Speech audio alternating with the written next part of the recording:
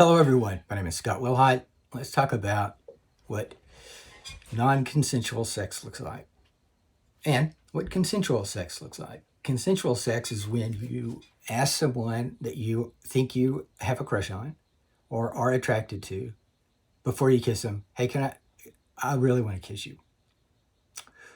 And so on and so forth. Just talk about it. I was a victim of non-consensual sex serially in 2006, at least 9 times, by a female named Dusty Renee Miller. She involved some Rockwall High School students, and they weren't always the same Rockwall High School students over the 9 times in over about 10 months, which is what makes it serial. And there were weapons involved, which is what aggravates it, and drugs. So this is a channel for bringing awareness to what consent is, what non-consent is, because non-consensual sex is not sex, it's rape. And if this channel can prevent one of those, one rape from happening, it's a success. As I tried to grow, as I tried to gain some more than 14 views in a day, and as this is new, Dusty Broadfoot is still free. She got away with it. She was friends with the Rockwall County District Attorney's Office when it happened. But it's still the truth. And as I start up this channel and hopefully have 4 million followers one day who understand how to spread the message of consent, there's a couple of things that are coming up. Because Dusty's daughter is apparently a social media influencer with 4 million followers. And I think she's saying bad things about me. Well, somebody sent me a comment that may have been from her mom, Dusty, within the last 2 or 3 days. And it said something about a locked door or a locked room. And the implication was that I locked Reagan in a room. I covered that in last night's video.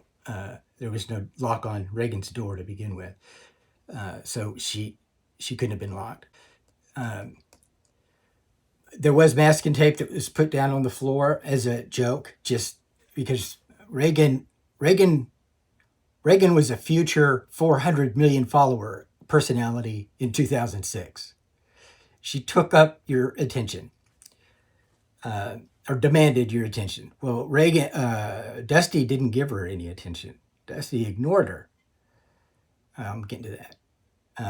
But it was still fun, and during the year that I lived there with Reagan and her brother, they're good kids. And however, whatever she says about me now, I don't care. Look, if this prevents one person from being raped, that's good job, Reagan. But the masking tape was down to keep her in her lane, so to speak, which was, Dusty had concrete floors. So this was masking tape that I put on the floors that created sort of like, it looked like a mini sidewalk around the house. So, and Preston thought this was funny. He laughed about it. But he also knew he was dying. So he intellectually knew this is kind of sarcastic joking with Reagan. At 18 months, Reagan probably didn't she started to understand sarcasm at about that age. I remember that. So this is not neglect. This is having fun. I stayed in the same path too. So, this is a follow the leader type deal. There's no serious attempt to try to keep Reagan inside 2 pieces of masking tape. This is just to try to teach an 18-month-old what the concept of right and wrong is before taking an action. That's all. You just think about what you do before you do it. But as I said, Dusty did not give Reagan any attention. And one of the things she had me do was put a lock on the bedroom door, on the master bedroom door of that house that Dusty and I slept in. Because she, not at night, but in the mornings, especially on the weekends, because we worked during the week.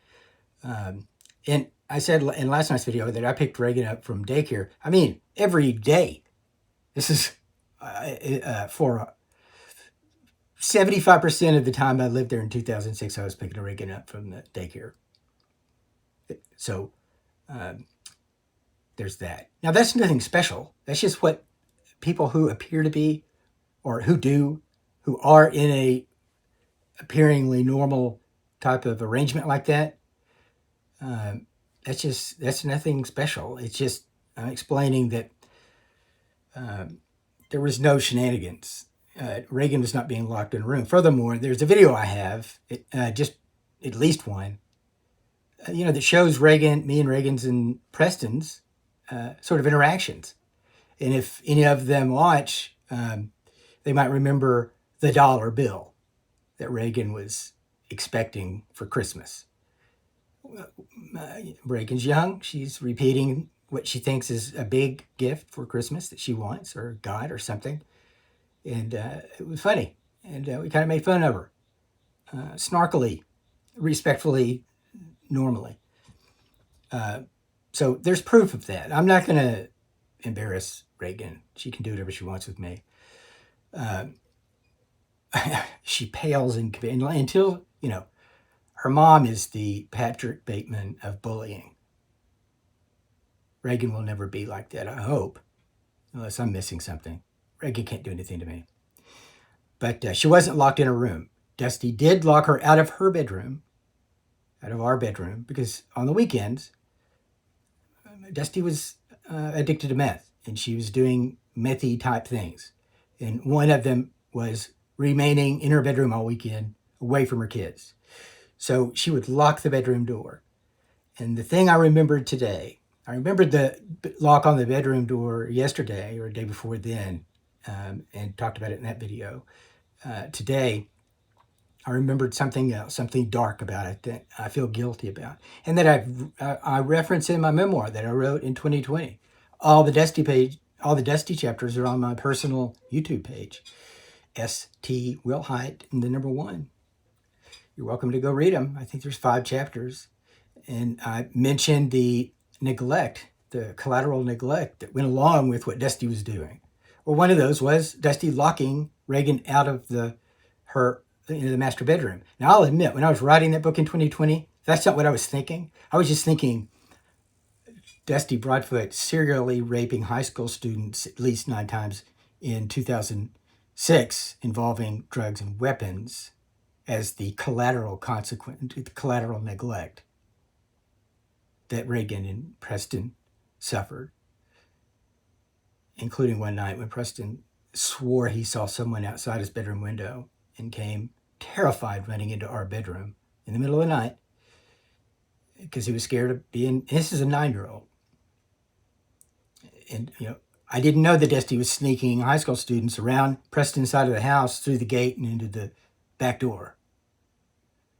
Was that what Preston saw? Because we were critical of Preston that night. And I've talked about feeling guilty about that. And I do to this day. I've never forgot it. He didn't get in trouble. He slept with us that night. But it's one of those things when you're, sometimes kids get a habit of sleeping with their mom or parents. And there's nothing inherently bad about that. But when you don't want them to, or you try to wean them into their own bed, and then they come running back saying, "Oh, I saw someone outside my bedroom window." Well, you naturally doubt it. Or we did with Preston, or I did. I don't know if Dusty did, but she acted like it. He didn't get in trouble, but he just, it's something that knowing now what I didn't know then, I just feel I'm crushed about it. Just gonna say, I may have said, Preston, there's nobody outside your room. That amount of critical response, which is probably what it was, was not right. He didn't deserve it. Reagan did it every other night because she swore she saw people outside her bedroom window. I don't think she did, but okay. Those are collateral. That's collateral neglect. Now, the dark side of that locked bedroom door where Dusty stayed in her bedroom Saturday and Sunday mornings all day, mostly, was I remember today that Reagan would cry outside the bedroom Dusty's bedroom door. In fact, I'll put the picture up right now. Look at the hallway. Look at the green bed. And look at the hallway leading to that door that enters into the master bedroom. That's the hallway Reagan, and it was dark, and that's a hallway Reagan would have, or did, cry. It just kind of collapsed in front of the door after Dusty wouldn't open the door. And Reagan would start crying. And I do remember getting mad at Dusty about that. Obviously, it was, in fact, after a while, I knew we weren't going to last.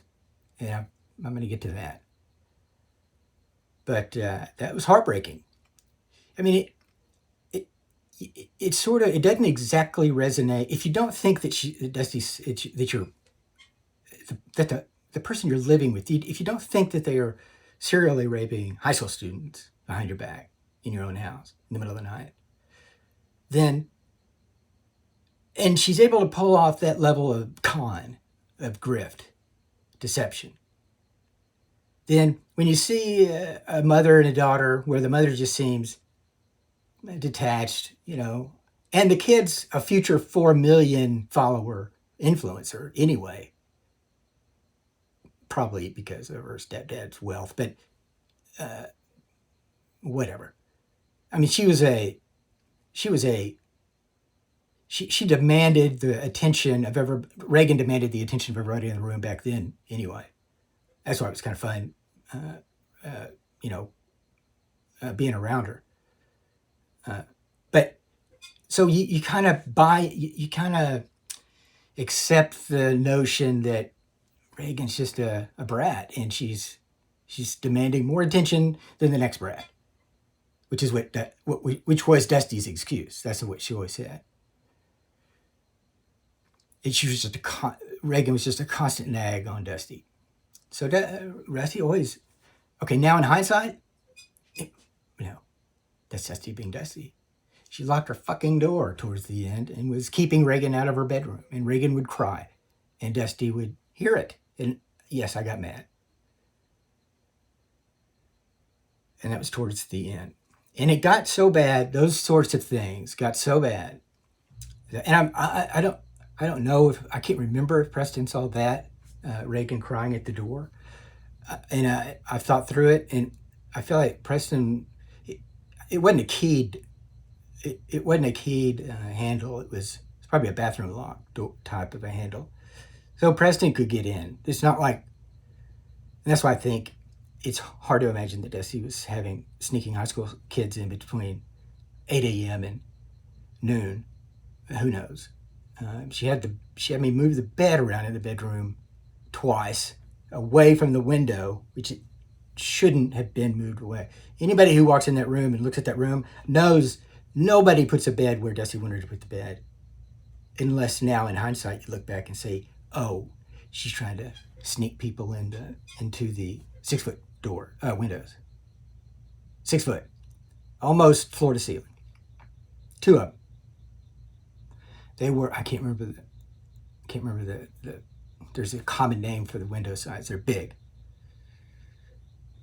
So now looking back, all that makes perfect sense. I don't know if Preston saw it, but Reagan did cry. I did feel bad about it. And it did become so bad that I moved out in the beginning of December of 2006. By the end of, by the either late December or early January, I decided she was an unfit mother, Dusty. I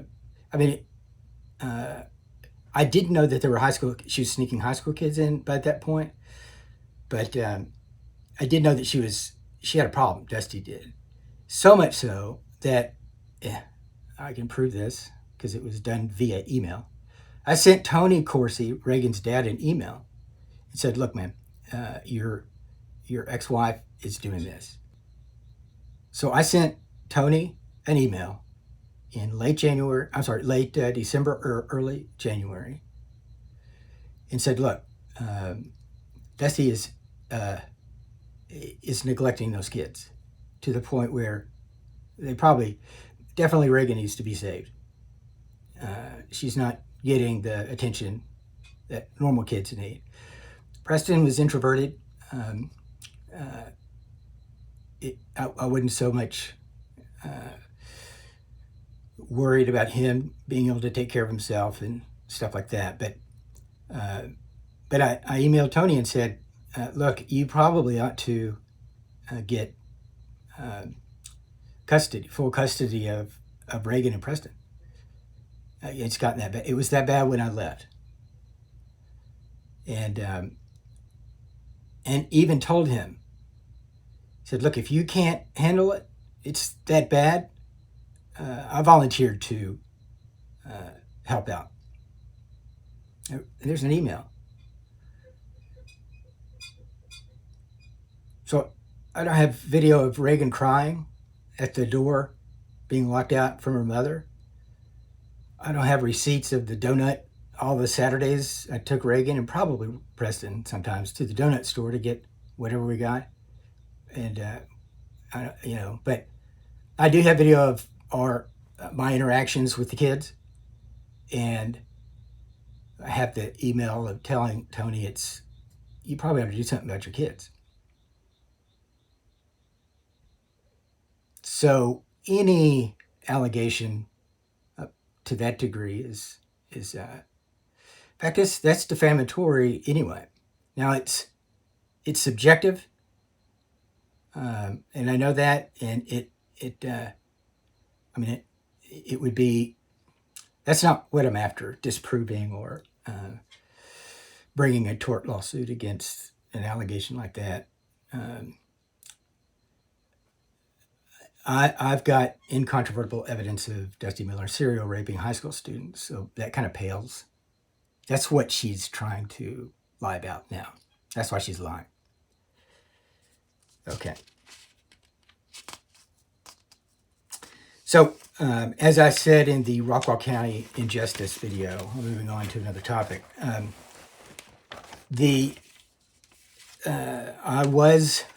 Dusty lied to the police and had me arrested on November 5th or 6th. 5th. And of course, I bonded out the next morning. And these are 2 misdemeanors. There was the only reason she called, and I've got the 911 call. We'll listen to that one of these days. The first thing she said was, my ex-boyfriend is taking my things and pushing me around. The things are the tapes that show Dusty doing these things with the Rockwall kids. But it was just, there was no, the only assault that took place was Dusty assaulting me as I'm trying to leave to go to McKinney after I grabbed those videotapes by accident or without me knowing that those crimes were on them. So Dusty aggravated kidnapped me on that night. I got away with my daughter, and Dusty calls the police to make up charges against me. She's trying to get those tapes back. So that was November 5th, 2006. Coincidentally, never mind.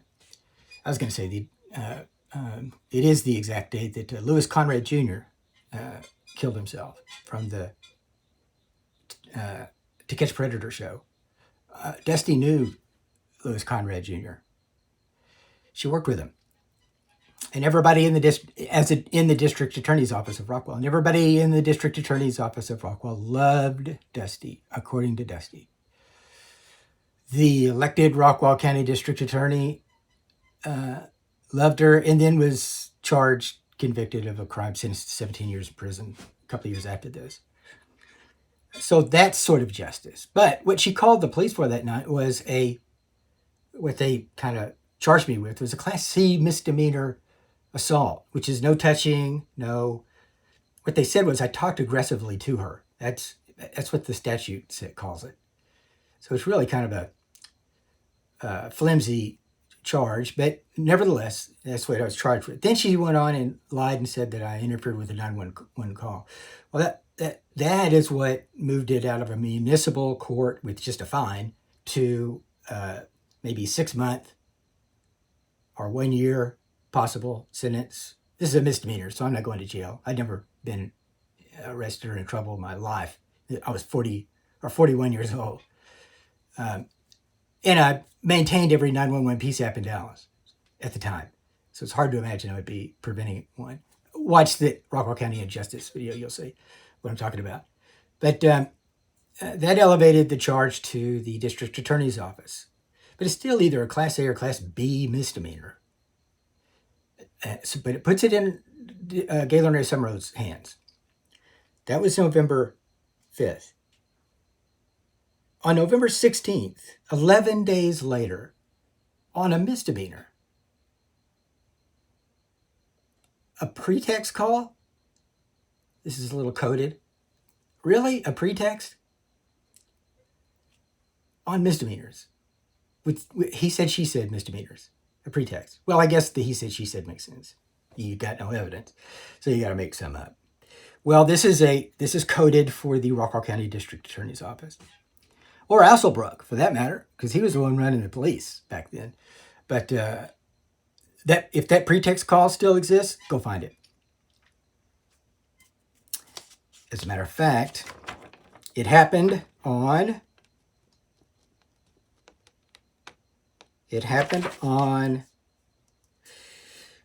November 16th, 2006 at 13:29, 1:29 p.m. And it lasted for 12 minutes. There is a 12-minute pretext phone call that at least was at one time in the possession of the Rockwall Police and Rockwall County District Attorney's Office. They had it listed on their, it was in discovery. I've got it. But I've also got the CDR of Dusty calling me on the 16th. Yeah, CDR. CDR is call detail records. That's what law enforcement uses to prove things and what defendants use to disprove things.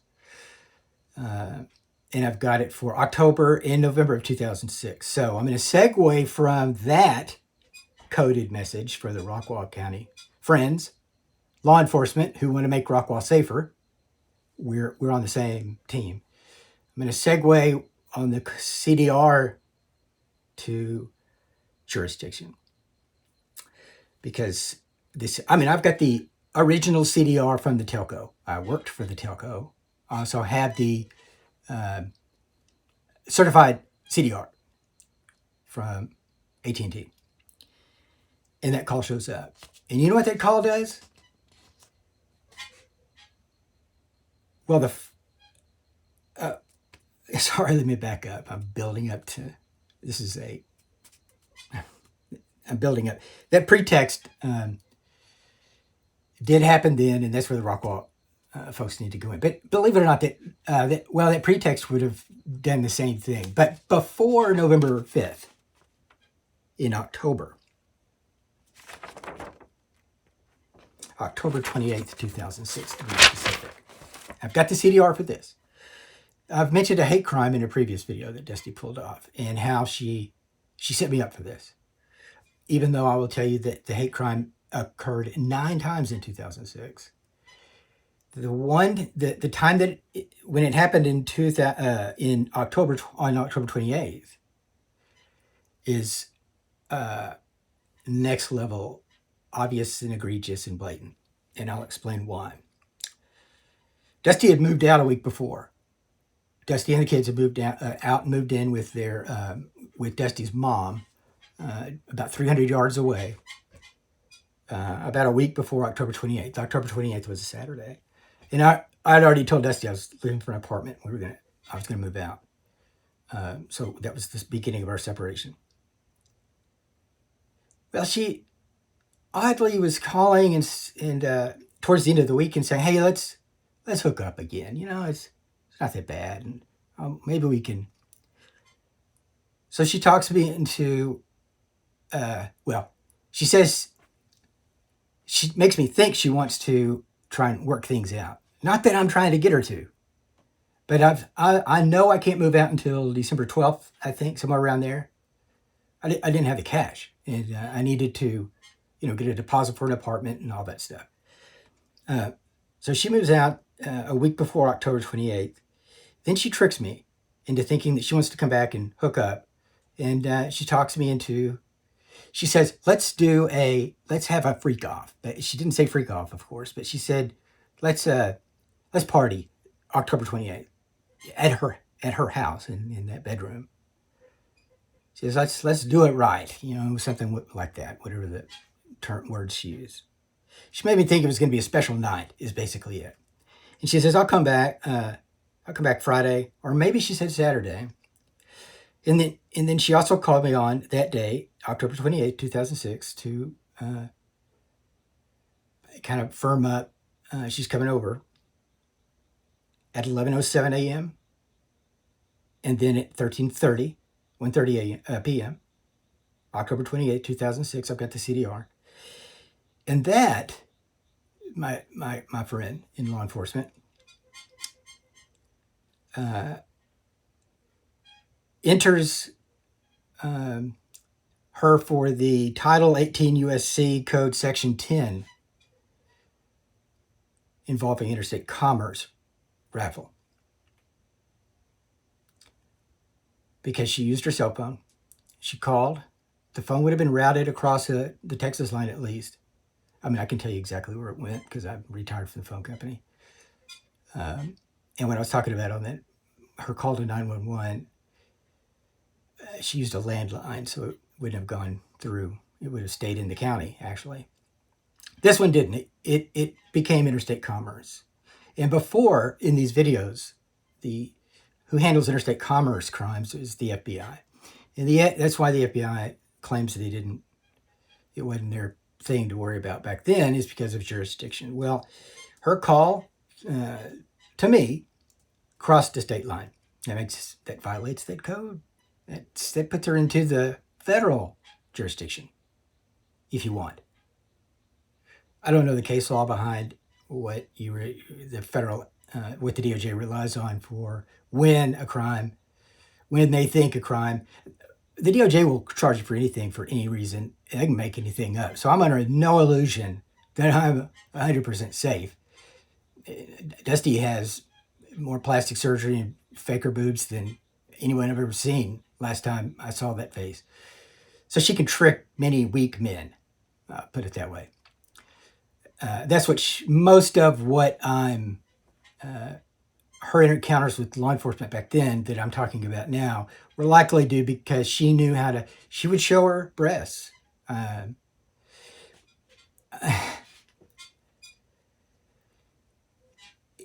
In a appeal hearing that my attorney filed in December of 2006, in front of the magistrate, in front of a justice of the peace in Rockwall, to determine whether the 911 call was really a crime of family violence. It had just been passed by, what's the state? It was a state rep at the time out of Plano. She may be the comptroller now, or the Secretary of State. Anyway, she had just passed the bill, so there was question as to whether or not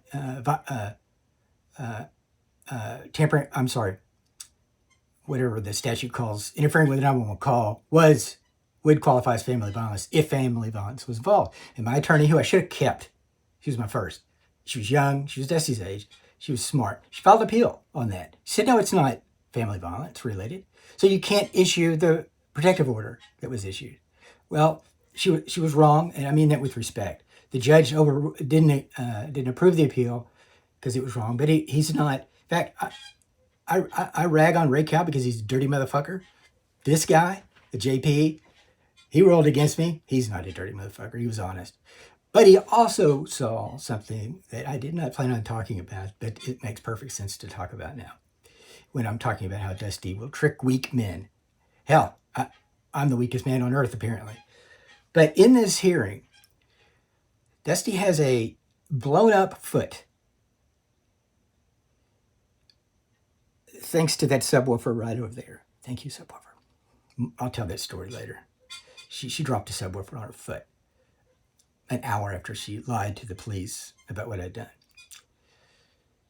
And I promise she deserved it. But it was bad. It was real bad.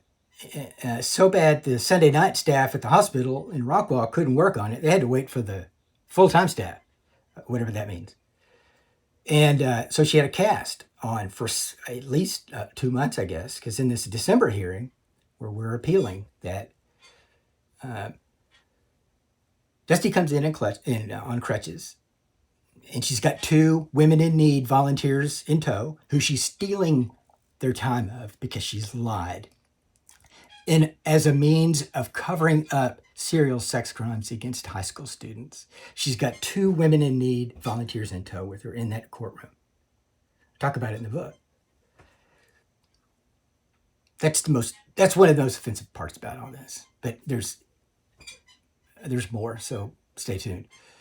But she comes in with her crutches and she pulls up to the front. She's kind of waddles up to the front desk in front of the judge, center of the room.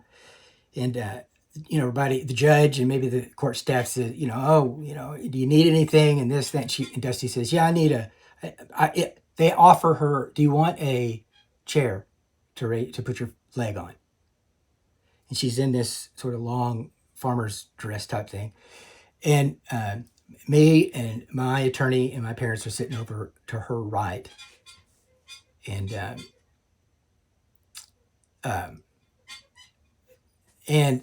Dusty comes in, and then they get her a chair.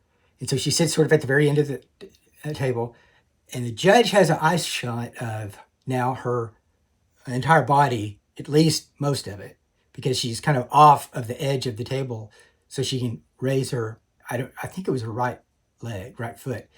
And this is the first time I met her, this is what she did, only with her breasts. She swings her dress up in court in front of this, God, I wish I could remember his name. He was a good dude. And she swung her leg up and she gave the judge a perfect crotch shot. I swear on God's green earth. I swear to Black Jesus, Allah, God, Joe Pesci. She did. And it wasn't just me who saw it. The judge saw it. My attorney saw it. My parents saw it. It was just blatant. First time I ever met her, she intentionally leaned forward, and so her blouse would come up, and see, it was just the most obvious thing in the world. If I just tell somebody that in a vacuum, I sound creepy. There's a room full of people who saw Dusty try to give the judge a shot of her crotch, and he chuckled. In fact, he said, I can't remember if she was going by Corsi or Miller then, but he said, please cover yourself up. I saw it.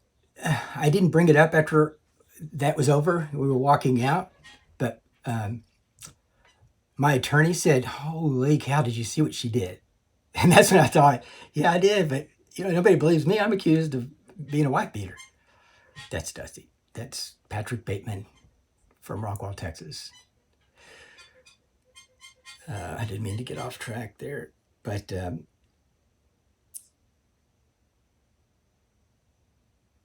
okay, where was I? October 28th, 2006, she calls. At those 2 times, I've got the CDR, that enters it into interstate commerce. That means the FBI, DOJ could claim that and act on this. I mean, I understand why the sex with minors or rape of minors by Dusty and all that is not it's not federal.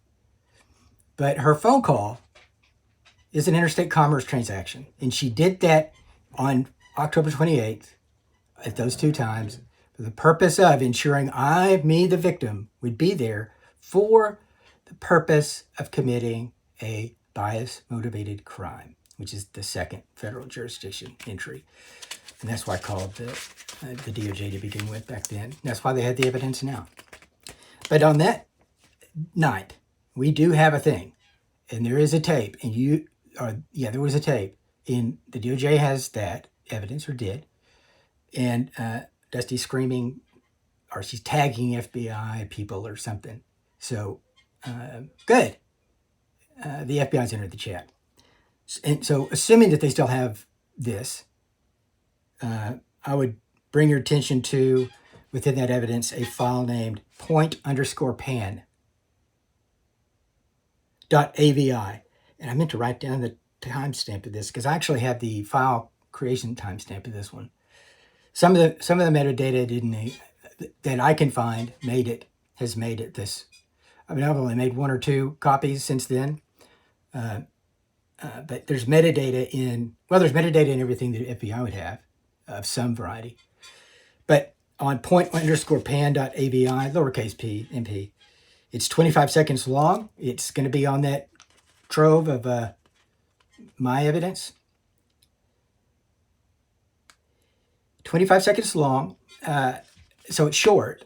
And look at the scene. I'm not going to go into great detail, but of course I'm in the bed, and look at me.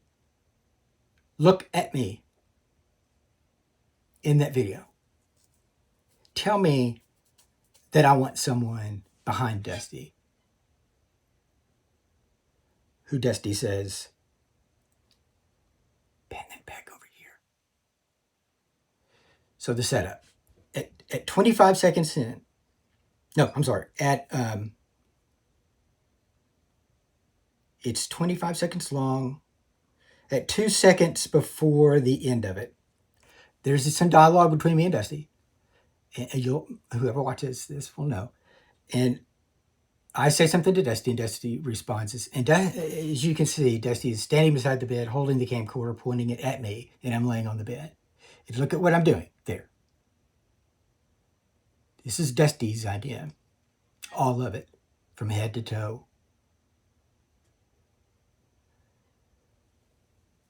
And I think I'm in that room alone with her.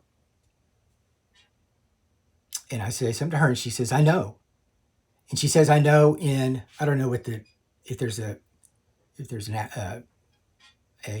technical name for when somebody's talking in a tone like I am now, as opposed to whispering. But in a normal tone, if it's anything, in a normal tone, she said, I say something to her. She says something back to me. She says, I know, back to me in a normal tone. And immediately, this would be at 26 or 1 second before the end of the clip, because I clipped this. So it's going to be on other videos, but this one. She says to me, I know, and then consciously switches to the whisper and says, pan that back over here. She's holding the goddamn camera. If she were talking to herself and accidentally said, pan that back over here, she'd say it in the same tone that she says to me a fraction of a second earlier, I know. She might say, I know, pan that back over here. But she didn't. She's pointing the camera this way. I actually say, point that back over here. And she does, and she brings it, and you see that, and she's pointing it at me, and she's standing up beside the bed. And after she gets retrained on me, and I have said, point it back over here, she said, and there was something else I said, and she says, I know. And immediately, a tenth of a second, she says, just like that, I know. Pan that. Wait. She says to me, I know. Pan that back over here. That's a hate crime. That's a serious fucking hate crime. I didn't see any weapons on that night. That's an FBI, DOJ, bias-motivated fucking hate crime. And I will tell any of Reagan's friends who may be trans, run. Dusty Broadfoot is not your friend. She hates you. She told the FBI this. Essentially. Now that part is subjective, but when the police start putting things together like this, they use things like that against you. She really says that she doesn't like what she talked me into doing. So does that mean if somebody says they don't like some trait or something that makes them guilty of a hate crime? No, it's everything else surrounding it. So her statement to the FBI about that just confirms that, because if she had said, oh yeah, that was something that we both or, I liked as much as he did, or I liked more than he did, or whatever, then that just kind of gets her off the hook of why she would do something like that, why she would sneak someone in right behind her with another fucking camcorder that's recording at the same time as her camcorder. By the way, I've got the camcorder serial number in the metadata. Not that she still has her camcorder, but if, as I said last night in the video, there's no doubt when you watch what I'm talking about whether or not that's a consensual scenario. It is not. There's 12 hours of this, and at no point am I aware that anybody else is there. And on one night, they tripped, and I heard them, and I chased them. But before I got out the door, Dusty said, "You didn't hear anything." I gave that timestamp last night. So,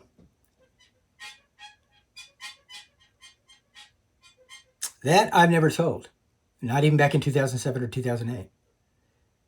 In fact, I didn't even tell my attorney. I framed it because it's shameful to a victim. That's what this channel is for. It's to erase the shame so that people are not scared to come out. I'll fall on a sword for that. Anonymously, I mean, I say my name at the beginning of every video, but I'm taking a huge risk. I'm putting my family at risk. But we've lived with this I have, and to a lesser degree, my family, for 18 years. All because of Dusty. And today, even now, she's blaming the victim.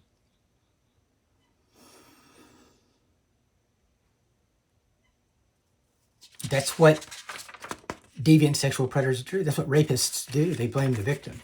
That's what even the government does too often. Hence, this channel. Quit blaming the fucking victim.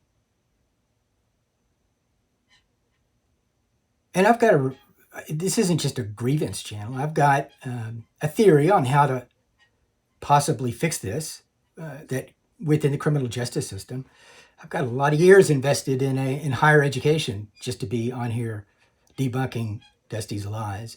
But I thought about this last night after I uploaded the video about the lock. I'm prosecuting the case. I am living out the Monica Saghetti conversation. This is it. This is my conversation with Monica Saghetti. I'm living my dream. It's the truth. I can prove it. And here we are. 43 minutes into this one. Gosh, I plan on 10 minutes on every one, but there's just so many fucked up things that happened. All because of Dusty Broadfoot. She got an FBI agent to lie on the stand. And I don't mean she actively talked one into lying and told him how to lie. I mean, for whatever reason, he has nothing to do with what happened in Rockwall. He was young, he was stupid, and he just decided that it was going to be worth his while to lie on every statement he made in that on that hearing September 30th. Austin, no.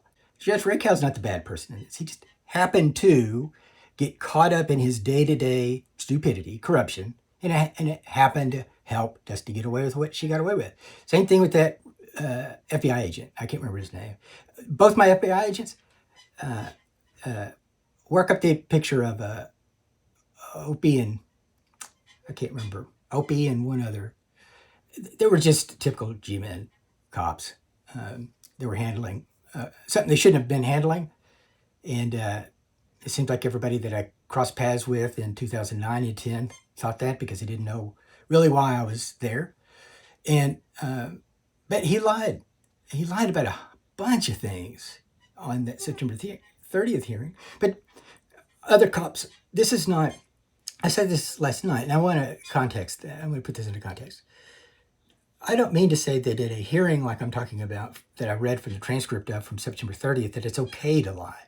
This is a type of hearing where hearsay is allowed and loose hearsay. Rumors from the dog can be entered as hearsay if it's coming from a cop. They just happen to have an obligation to not lie about one or two things.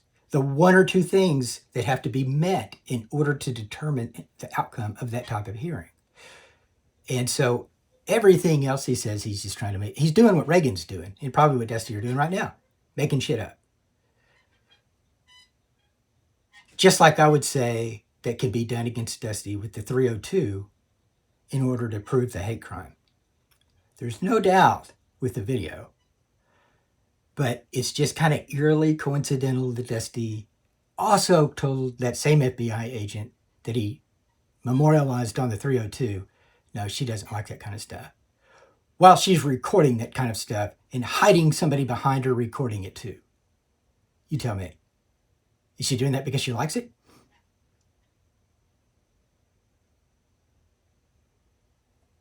No, she's doing it because she's intolerant. She was motivated by how she was bullied. She was turned on by bullying.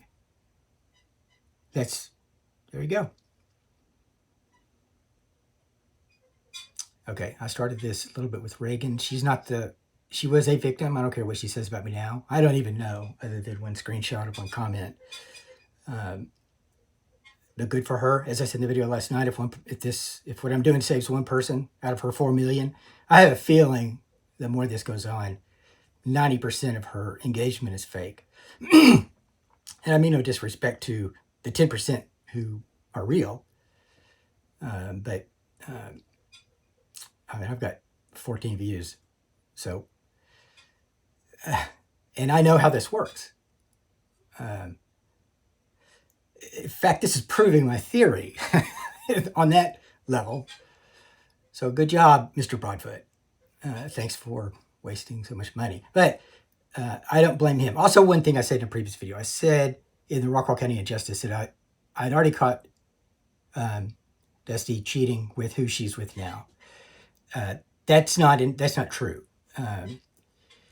I did catch her, and I can't swear that it was the same guy. I've only seen one picture of this guy, and it was 18 years ago. But if he owns a boat, about 32-foot express cruiser type boat, if he did in 2006, like in May 2006, then she did cheat with him that night. One night on this neglect thing, she just doesn't come home. It's in my book. Never comes home, never calls. And her kids are with me. So this is May 2006. I moved in February, around the first week of February in 2006. February, March, April, May. Anything Dusty's saying about me that possibly neglecting her? Why is she just disappearing and going out on a 32-foot boat all night long 2 or 3 months after I move in? So if that guy, I found that from a picture, and I put this in the book. I got to the picture in a not so legal way. The statute of limitations has run out. But Dusty used my computer, our home computer, the one we had set up at home, to log into her work. And her work was on a system called Yardi. This was the CMS system that Lincoln Properties used to store all their customer data, everything, social security numbers, driver's license numbers, credit reports, everything that you fill out on an apartment rental application. How much information do you put on an apartment app? Well, something about the Yardi app, and I've gone through web development classes, and I could build websites and maintain servers back then. I haven't in years, but and I worked with phone companies, so we were very security minded. But one of the reasons why you're not supposed to log into work systems on your personal computer is because of all the information that the server you log into plants on your personal computer when you do. And it's gotten tighter, pardon me, since then. But Dusty had been logging into Yardi, and two things, two bad things, two very, what's the word? Two things happened that prove why you shouldn't be logging into a company server at home. One is Yardi, for some reason, would plant every customer's sort of profile on the user's computer. If not that, Dusty downloaded them because they were in some sort of funky PDF that that was huge. I can't remember the size of it, but I remember I did a forensic analysis of my computer a week after I got it back from Dusty. I found some things. And so one of the things I went to temporary internet files to see what she was looking for. I'm trying to solve a crime, not sexual, not rape at the time, but I know I didn't do what I did, what Dusty was saying. So I'm trying to figure out what the fuck's going on. So I kind of parked my computer. I bought a forensic app. I extracted it and started analyzing the files. One of the things I found was the Yardi CMS database. I don't know if it was every Yardi customer or entry. And I reported that to the FTC. Yeah, FTC. Or the, not SEC, Security and Exchange, whatever the three-letter agency, federal three-letter agency was for reporting leaks, big data leaks. I was not breaking the law, and I reported it to Lincoln, and I reported it to either Lincoln or Carlton. Carlton was the name of the company that owned the apartments. I may not have reported it to Carlton because I understood the dynamic of Lincoln managing the apartment, and it was really a Lincoln weakness. And I did report it to the agency that was the authority on leaks. And I reported it to my sheriff, my deputy sheriff. The deputy sheriff didn't do anything about it. But by law, federal law, he's supposed to report it to that agency, like I did, even for clearinghouse purposes, so that they have a record of it. So there was that. And then there was a JavaScript file that was in the temporary internet folder on my PC that contained the username, Dusty's username and password for work. D. Corsi was the username. Sure, remember that. And the password was D and 5 numbers. And I got that. And in late December, this is the thing I did that violated a bandmate law. I logged into her work email address to see who she was talking to and about what. But before I finished that, on November 7th, on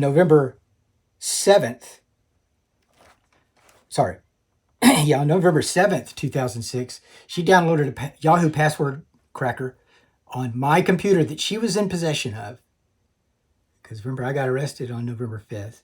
I'm not at her house after that.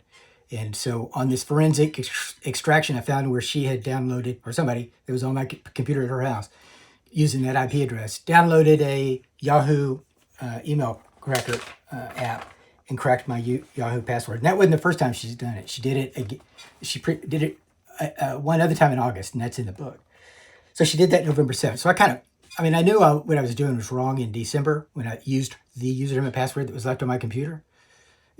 Because when you go to some sites, it autofills your username and password. Well, this JavaScript stored Yardies stored her username and password in plain fucking text.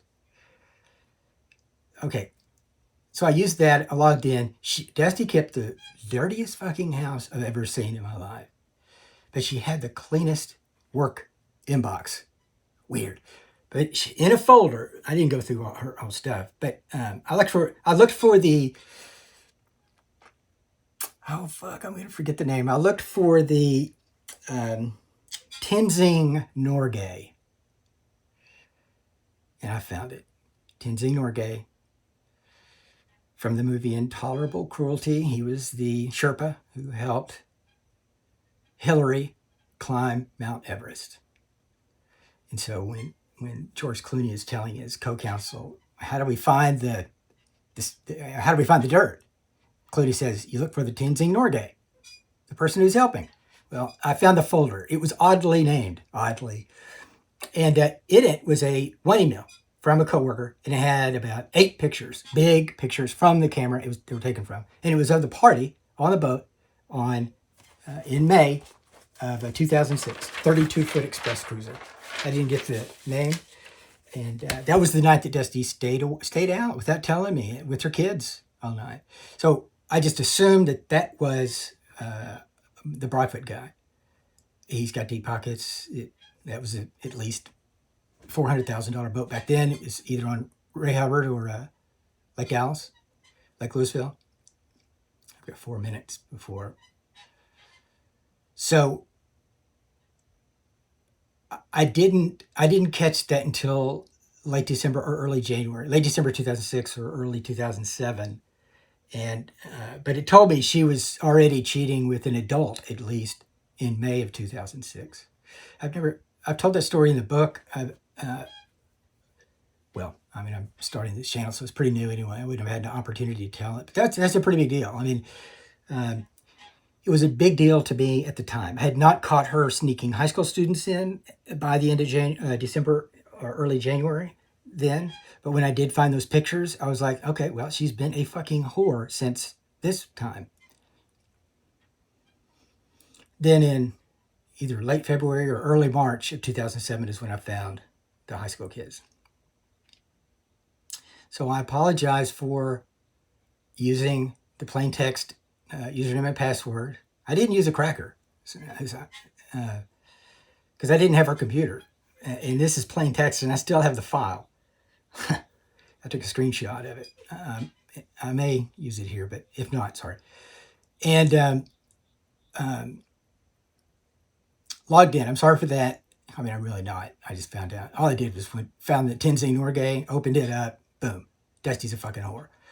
And then I apologized to Reagan. And I kind of joked when I said, how could I forget that in last night's video? It's not funny. That trauma in the moment, and not that it lasted for Reagan, but that is, I feel guilty about it. I don't feel guilty for some reason. I don't feel as guilty about those moments that Reagan was crying outside her mom's room as I do about Preston running in the middle of the night saying he saw someone outside his bedroom window.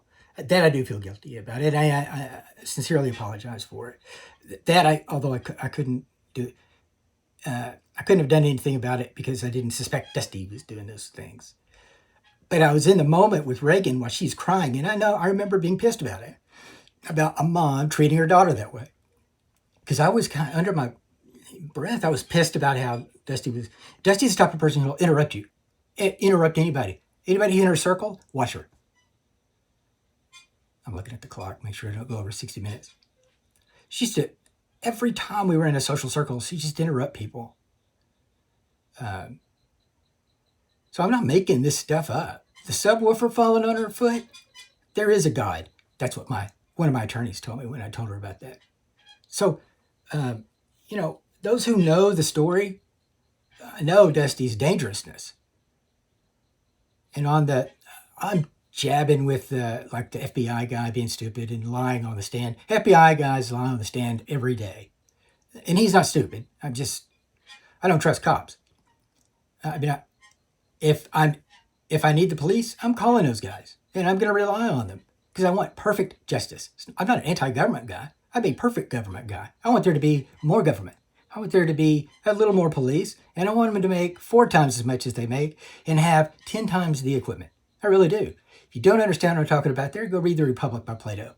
Because he's retelling what Socrates prescribes. That's what I want. All right, so sorry this took so long. 10 minutes turned into 60. I'll talk to you later.